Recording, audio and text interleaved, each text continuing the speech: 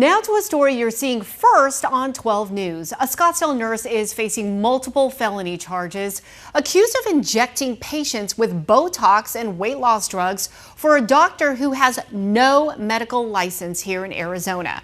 Investigators with the state attorney general's office say that the nurse, 25-year-old Alexandria Baguette, seen here on the clinic's website, offered injections to an undercover agent and was arrested. Dr. Daniel Levy, a physician from Washington State, opened the Scottsdale clinic last month. He did not respond to our request for comment. So joining me once again for a legal deep dive is criminal defense attorney Josh Colesroot. Okay, what about Dr. Levy? Will he face any charges in this? Well, he's kind of like the puppet master here. He's the doctor that represented himself as a licensed physician here in Arizona. And when another nurse who wasn't charged confronted him, he didn't back away. He didn't self-reflect and be like, maybe I shouldn't open up a practice where it would be illegal for me to do so. Right. But he did so anyway. Yeah. And once he did that, once he crossed state lines and communicated with Ms. Baguette across state lines, it became a federal offense.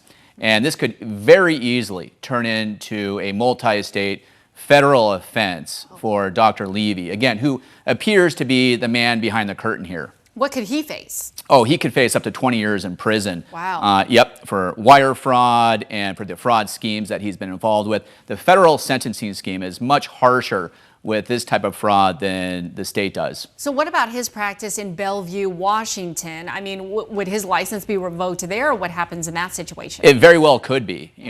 The doctors have an association very similar to what lawyers have. Right. And ethics is a huge part of it, because ethics and medicine go together like, currency.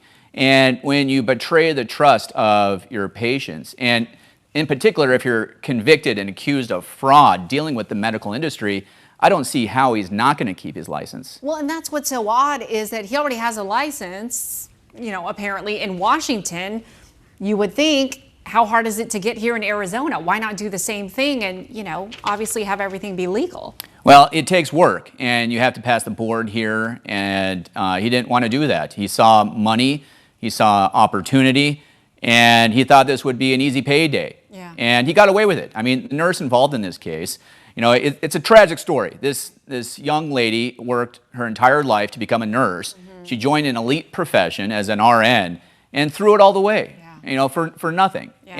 And, but she was part of this scheme. She was practiced, and when the detective visited her, she provided him with 3 syringes, just like giving him a bag of groceries almost, like it was practice. Like this type of behavior had become so normal for her that it was not a big deal to do what she did in this case. Right. And when they're practicing without a license, I mean, what about the patients? What if you don't know exactly what was in those syringes technically, right? I mean, there could be complications. So it's not just what's in the syringes, but it's how it's injected into the patient. There's so many factors that you need an experienced and licensed physician or physician's assistant or whatever the licensing board says.